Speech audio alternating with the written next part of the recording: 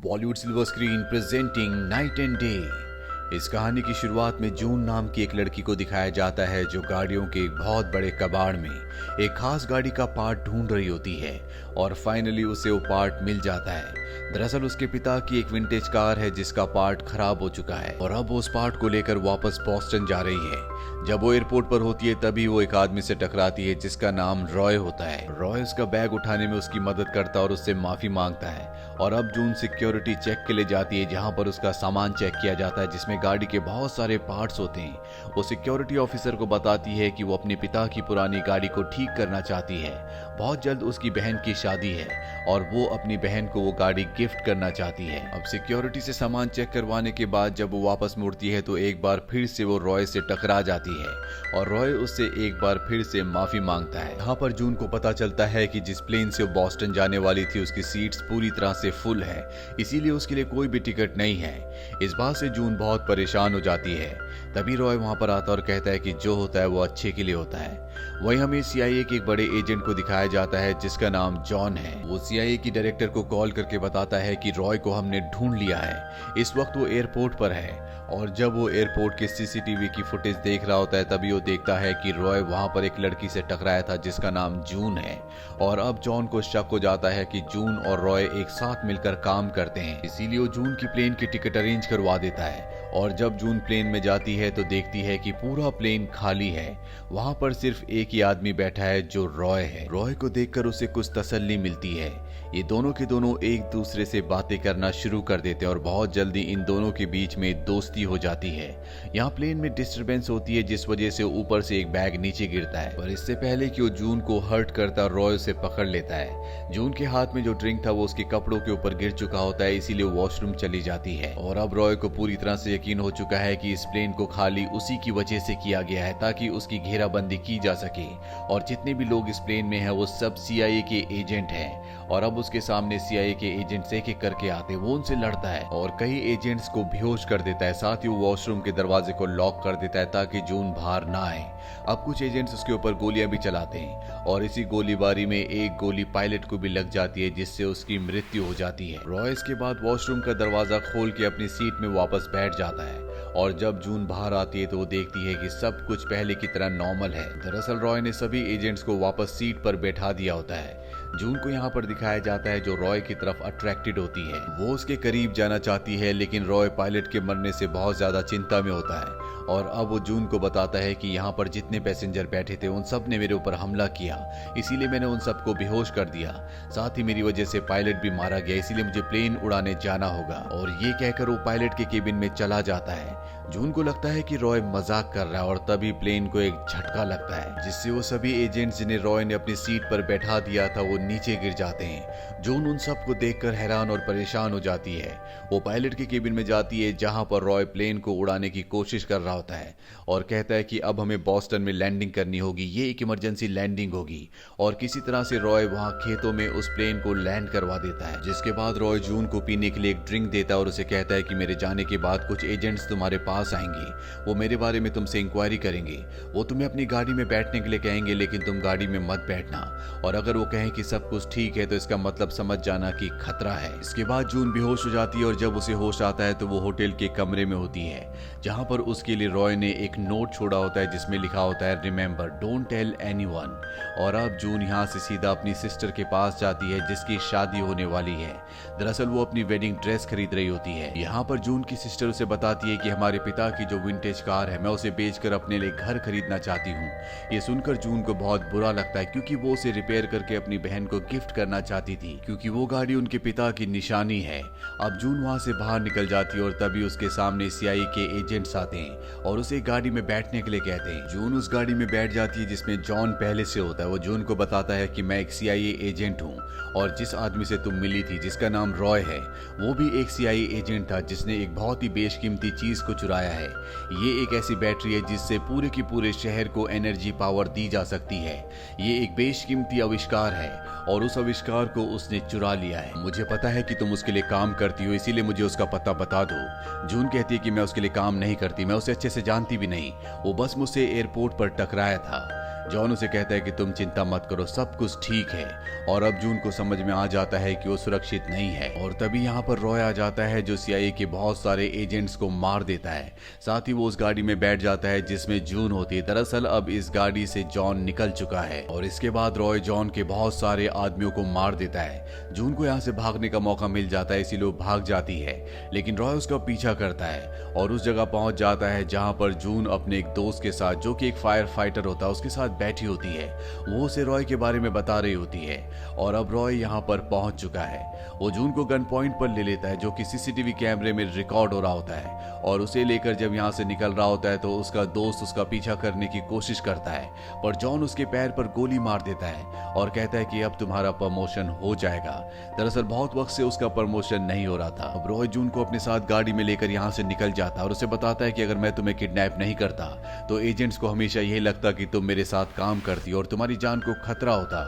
लेकिन जून को रॉय की बातों पर विश्वास नहीं होता। वो कहती कि मैं तुम पर विश्वास नहीं करती, तुमसे अच्छा तो वो एजेंट्स हैं। इस बात से रॉय को गुस्सा आता और उसे गाड़ी से उतार देता और कहता है कि तुम जहां जाना चाहो जा सकती हो, लेकिन अगर तुम मेरे साथ रहोगी तभी सुरक्षित रह सकती हो।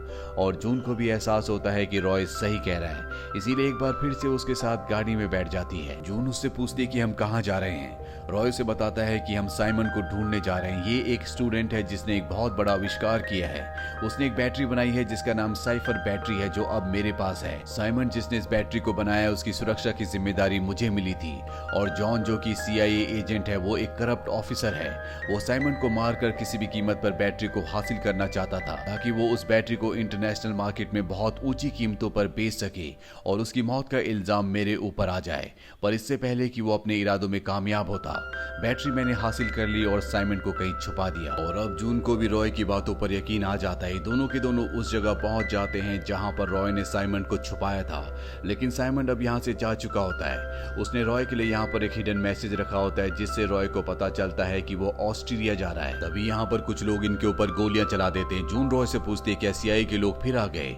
रॉय उसे बताता है कि ये CIA के नहीं बल्कि ये एंटोनियो के लोग हैं, जो कि एक इंटरनेशनल गैंग है और ये भी उस बैटरी को हासिल करना चाहते हैं। रॉय जून को एक लिक्विड पीने के लिए कहता है जिसे पीने के बाद वो बेहोश हो जाती है और जब उसे होश आता है तो वो देखती है कि उसके सामने रॉय उल्टा लटका हुआ है। दरअसल गैंग वालों ने रॉय को और जून को दोनों को पकड़ लिया होता है, लेकिन रॉय जल्दी अपने आप को आजाद करके जून को यहाँ से एक हेलीकॉप्टर में लेकर एक आइलैंड में पहुंच जाता है। दरअसल ये आइलैंड रॉय का एक खुफिया अड्डा है, लेकिन जून अब रॉय के साथ नहीं रहना चाहती क्योंकि जब से वो उससे टकराई है तब से उसकी जिंदगी में सब कुछ उल्टा ही हो रहा है।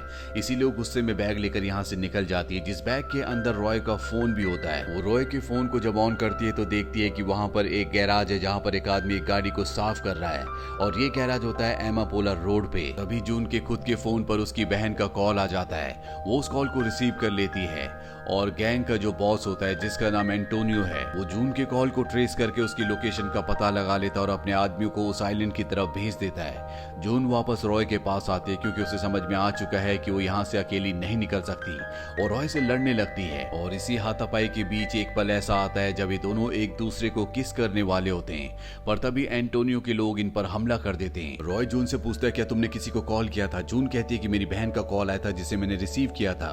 और अब रॉय को समझ में आता है कि कैसे लोग यहाँ तक पहुंच गए। यहाँ पर रॉय का हेलीकॉप्टर होता है जिसमें वो जून को लेकर यहाँ से निकलना चाहता है। जून उससे कहती है कि तुम मुझे कोई शीशी पिलाओ और मुझे बेहोश कर दो, पर इस बार वो उसके कंधे पर हाथ लगाकर उसे बेहोश कर देता है। और जब उसे होश आता है तो वो एक ट्रेन में होती है जो ऑस्ट्रेलिया जा रही है।